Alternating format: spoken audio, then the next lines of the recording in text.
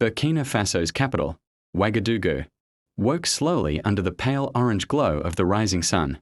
Streets filled with the familiar clatter of motorcycles, women balancing baskets on their heads, and children rushing to school. To the outside world, it was a day like any other, a quiet African city waking to its struggles and its hopes. But for President Ibrahim Traoré, the morning already carried the heavy weight of responsibility. At only 36 years old, he carried a nation scarred by decades of exploitation, corruption, and manipulation by powers far larger than his small, landlocked country. Burkina Faso had been receiving humanitarian aid, shipments for years, trucks filled with rice, grain, medicine, and supplies, always coming from foreign organizations, with smiling logos and banners promising charity. Yet, despite the constant influx of aid, poverty persisted. Hunger still gnawed at villages. Schools lacked basic materials. Hospitals begged for medicine. Something never quite added up. That morning, as Traoré read reports in the presidential office, his military aide entered with a file. "Mr. President," the aide said, saluting, 23 trucks have entered through the western corridor. The manifests say they are carrying rice for the refugee camps. They are requesting immediate clearance. Traoré frowned. 23. He repeated, "That is far too many for one shipment." The aide nodded. "Yes, sir. They are waiting at the checkpoint outside Ouagadougou." Traoré leaned back in his chair. For months, he had felt something wrong in the endless aid convoys. His instincts told him these trucks were not what they appeared to be. Still, he had no proof, only suspicion. At that very same moment, several kilometers away at the port storage yard, a dockworker named Samuel Diallo was unloading the supposed rice bags that had arrived earlier in the week. A strong man in his 40s, Samuel had worked with rice all his life. He knew its weight better than he knew his own heartbeat. But as he struggled to lift one of the burlap sacks, he froze. It was impossibly heavy. A bag of rice should weigh no more than 50 kilograms, but this one felt like double, maybe triple. His arms strained, his back screamed, and yet the sack barely moved. "Mon Dieu." Samuel whispered under his breath, "This is not rice." A chill ran through him. He looked around at the other workers, but no one seemed to notice. Most were too busy, too tired, too accustomed to following orders without asking questions. Samuel made a decision that would change history. He sent a quiet message to a local soldier he trusted, reporting the suspicious weight of the bags. That message soon reached the president himself. Chapter 2. The Decision. When President Traoré received Samuel's report, he felt his heart quicken. For years, whispers of corruption, theft, and foreign exploitation had haunted him. But now, finally, there was a tangible clue.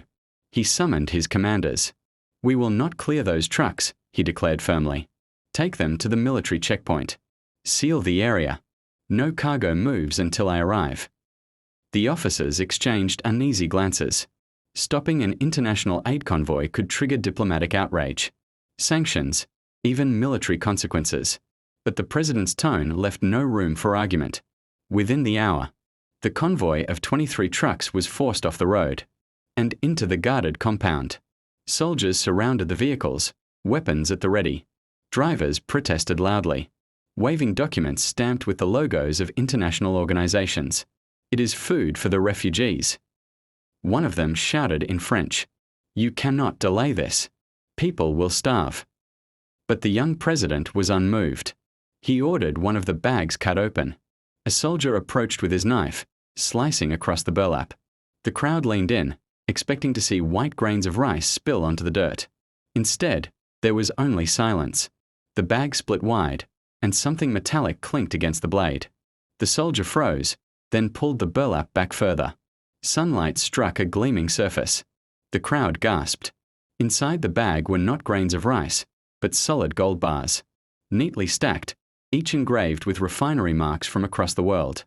For a moment, time stopped. The drivers went pale. The soldiers stared in disbelief.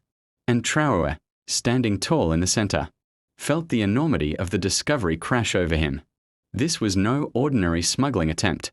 This was the first crack in a secret that had hidden in plain sight for decades. The air at the checkpoint grew heavy with silence. What should have been a simple inspection of rice had turned into something that shook everyone present. Soldiers blinked in disbelief, their rifles momentarily lowering as if the sight of gold had drained the strength from their arms. President Ibrahim Traoré crouched beside the open sack. His fingers brushed against the cold, dense surface of the bars. Each was stamped, not with the markings of Burkina Faso, but with codes from European and Asian refineries. Some bore dates from the 1980s, others from the early 2000s. They had been hidden for decades, circulating through an invisible pipeline that no one had dared to expose. This, Traoré murmured, holding up a bar for all to see, is not charity. Gasps rippled through the gathered crowd of soldiers, officials, and a handful of locals who had gathered outside the checkpoint gates. The drivers began shouting again, but this time their panic betrayed them. "This is a mistake." One cried out in broken French, "Please, Mr. President, we don't know anything about this." But their faces told another story. Sweat dripped from their foreheads. Their eyes darted desperately toward escape routes that did not exist. Soldiers moved quickly, forcing them to the ground and binding their hands. "Search every truck," Traoré ordered, his voice hard with resolve. "Every single sack. Every single container." The soldiers obeyed. Knives slashed through burlap, revealing not rice but more gold, hundreds of bars glittering under the hot sun. Truck after truck, sack after sack, the illusion of humanitarian aid crumbled. Within hours, the true scale of the cargo began to emerge. 23 trucks carried not food, but 920 tons of solid gold, carefully packed into bags meant to disguise their contents. The sheer value was staggering. Analysts later would estimate it at nearly $58 billion in a single shipment. The soldiers whispered to one another in awe. Some made the sign of the cross, others muttered prayers. It felt like a dream or a nightmare. Back in the city, Samuel Diallo, the dock worker who had first sounded the alarm, sat nervously outside a military office. He never expected his quiet suspicion about heavy rice sacks to lead to this. He feared punishment, feared retribution from powerful men whose wealth relied on silence. But when the door opened, it was not anger he faced, it was gratitude. President Traoré himself stepped out, his usually stern face softened by respect. "You, Samuel," the president said, placing a hand on his shoulder, "have done what generations before us could not. You had the courage to question what others ignored." Samuel lowered his head. "I only did what felt right, Mr. President." Traoré looked into his eyes. "No, you changed history." Word spread quickly. By evening, radios across Burkina Faso were filled with rumors. Some said the president had found stolen treasure. Others claimed foreign aid had been exposed as a fraud. Crowds gathered in Ouagadougou, chanting Traoré's name, demanding to know the truth. The world outside, however, was far less celebratory. By the next morning, international news outlets began to pick up fragments of the story. A leaked video from a soldier's phone showed gold bars spilling from bags, marked with a humanitarian logo. The footage went viral, sparking outrage, disbelief, and panic in capitals around the world. Governments demanded explanations. Aid organizations denied involvement, insisting that rogue actors must have infiltrated their supply chains. But documents seized from the convoy told a different story: forged manifests, falsified customs reports, and decades of carefully planned shipments, all pointing to an international crime syndicate. Disguised as charity, President Traoré knew he had crossed a line that could never be uncrossed. By exposing this operation, he had not only uncovered billions in stolen wealth, he had declared war on the shadow networks that had siphoned Africa's riches for generations. That night, he addressed the nation on live television. "My brothers and sisters," he began, his voice steady but filled with fire, "for 50 years. They told us these trucks carried food.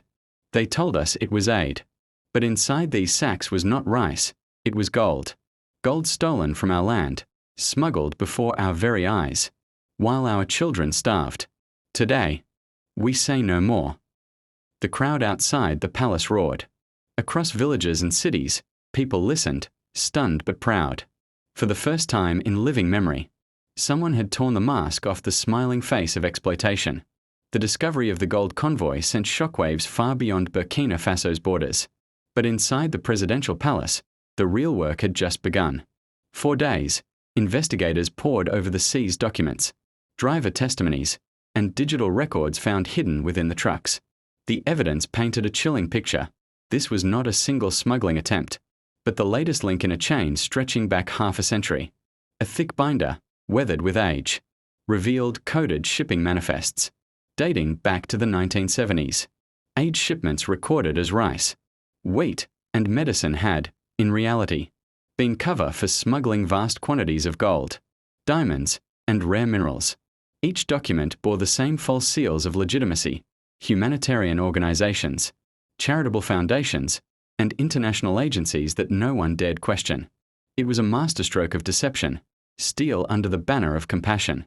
President Traoré sat in the war room with his top advisors, staring at a map spread across the table. Red pins marked cities across Africa where similar aid shipments had passed for decades: Kinshasa, Nairobi, Bamako, Monrovia. How much have they taken from us? One minister whispered. An intelligence officer adjusted his glasses. Conservatively, over $1 trillion in gold and minerals.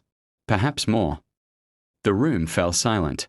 $1 trillion, wealth enough to rebuild nations, to feed generations, to lift Africa from dependence.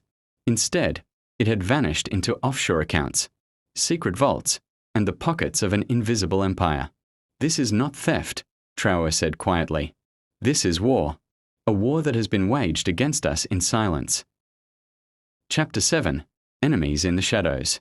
The deeper they dug, the clearer the enemy became.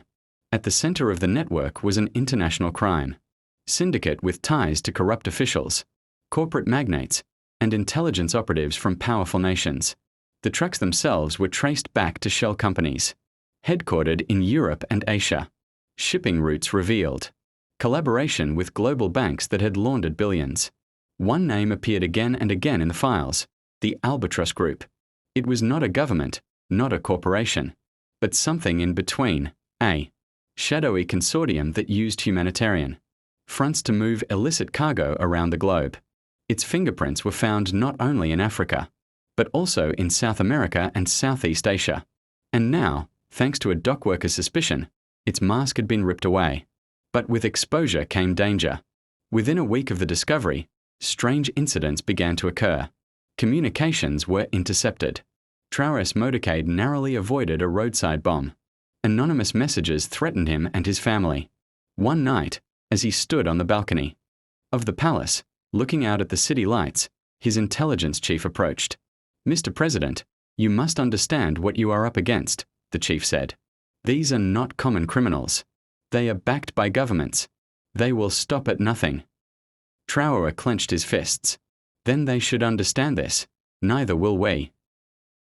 Chapter 8. The First Arrests. Determined to strike before the syndicate could regroup, Traoré authorized sweeping arrests. Dozens of officials suspected of collusion were detained. Convoy drivers, when interrogated, revealed hidden warehouses where smuggled goods had been stored before export. Raids across Burkina Faso uncovered secret caches of gold, rare earth minerals, and forged aid documents. But the most shocking arrest came 2 weeks later. A high-ranking diplomat from a neighboring country, caught red-handed accepting a bribe to clear another aid shipment. His capture sent diplomatic shockwaves across the continent. International pressure mounted.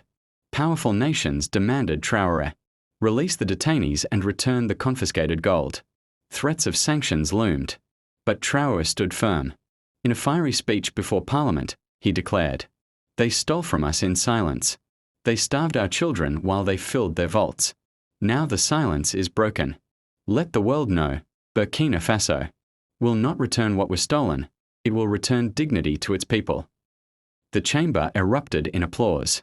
But outside those walls, the storm was only growing. Chapter 9.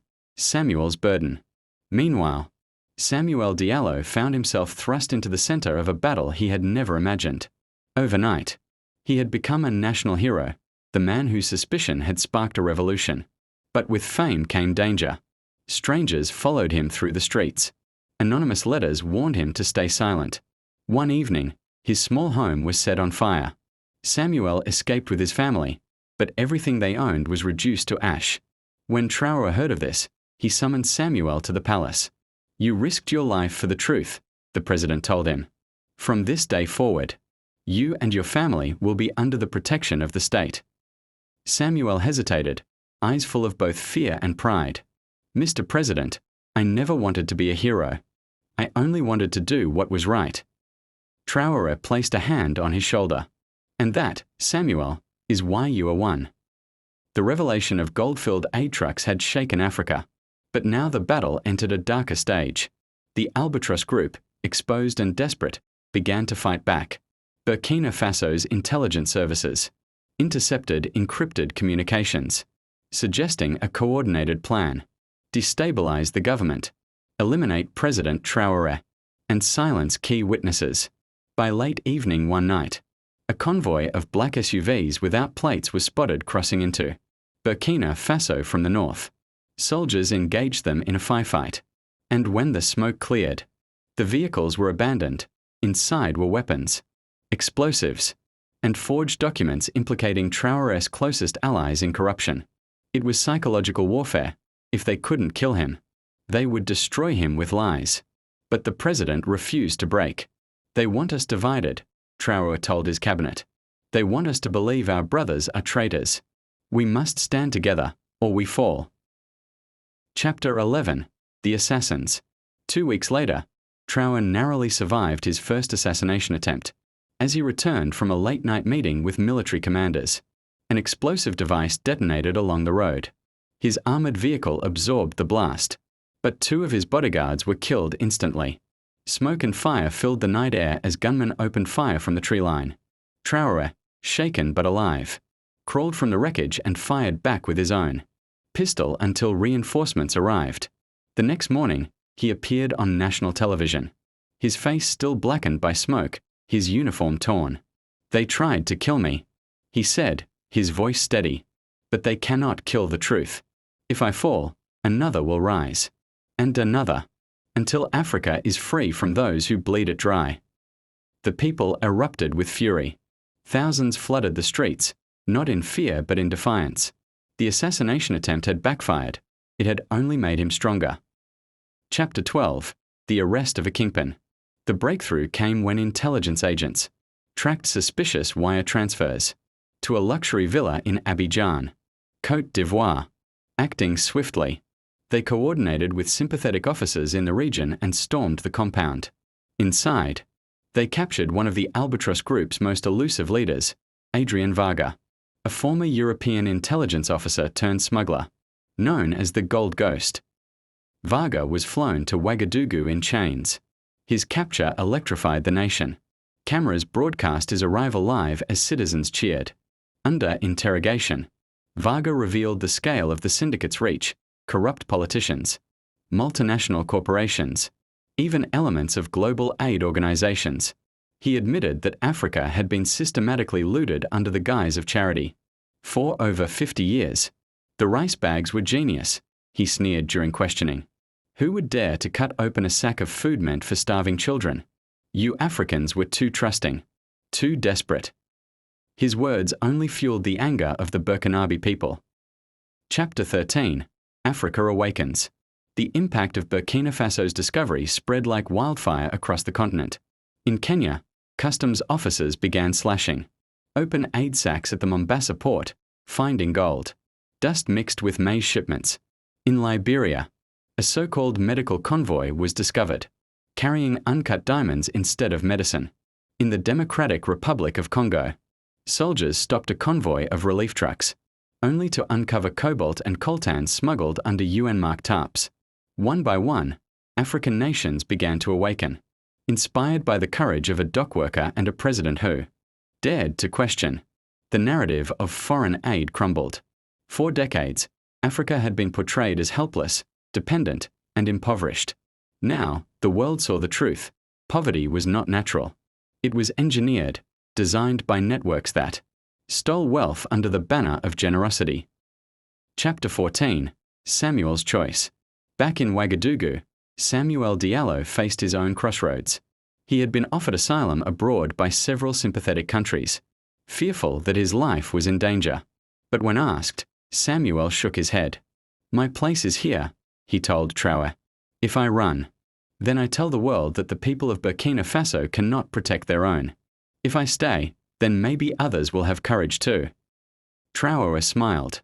"You are braver than most generals I know." Samuel's decision became a symbol. Across the continent, an ordinary man refusing to flee, standing his ground against centuries of exploitation.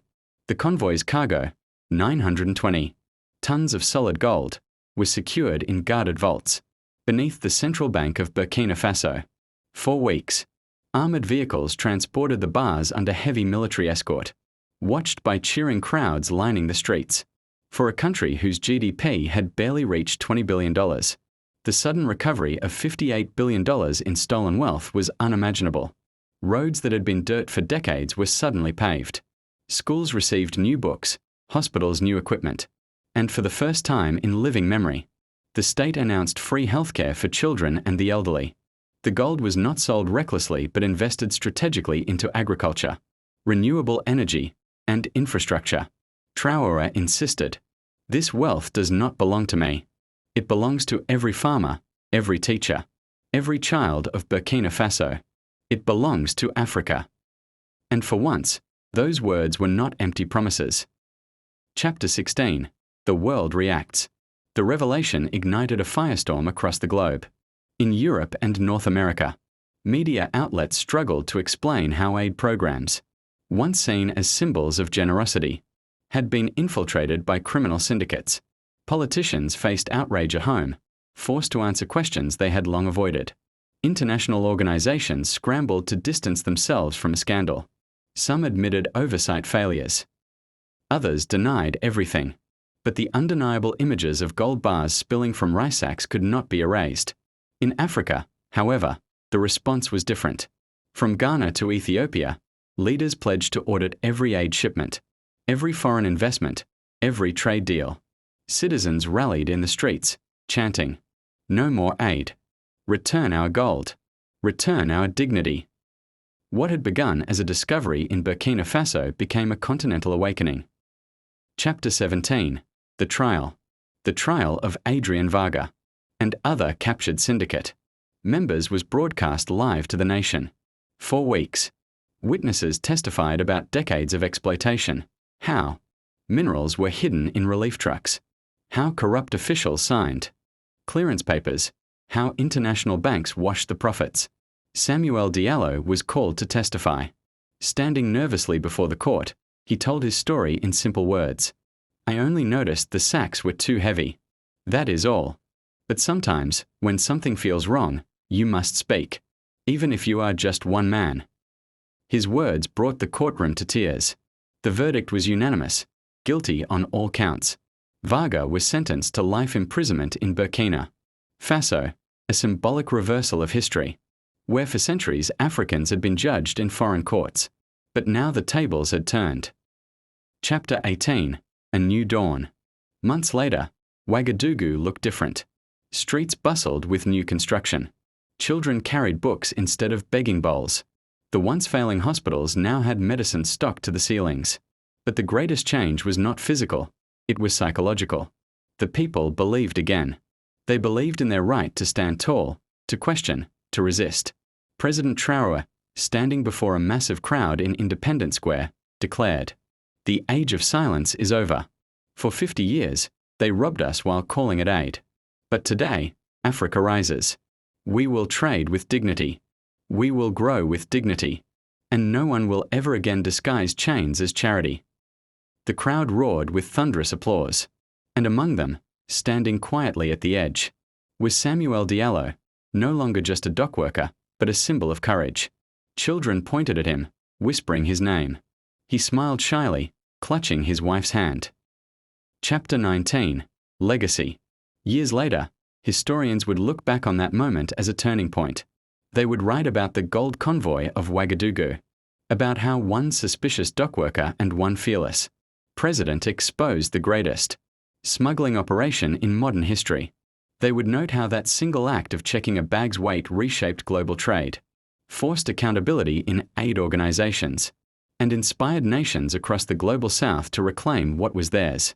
But for Samuel, the story was simpler. When asked what he thought of his role, he always answered the same. I only lifted a bag. The truth was heavier than rice. Epilogue. One moment of courage. In the end, it was not an army or a weapon that changed history, but a single moment of courage. A man who refused to ignore his instincts. A president who refused to bow to pressure. And from that courage came the unraveling of centuries of exploitation, proving that sometimes, to break the chains of history, all it takes is the decision to ask a simple question. Why is this bag so heavy? Ibrahim Traoré's decision to expel the UN. Officials within 24 hours had completely changed. The political atmosphere in Burkina Faso. The streets of Ouagadougou were filled with people chanting his name, waving flags, and celebrating a new era of independence. For the first time in decades, the citizens felt that their country was no longer under the shadow of foreign control.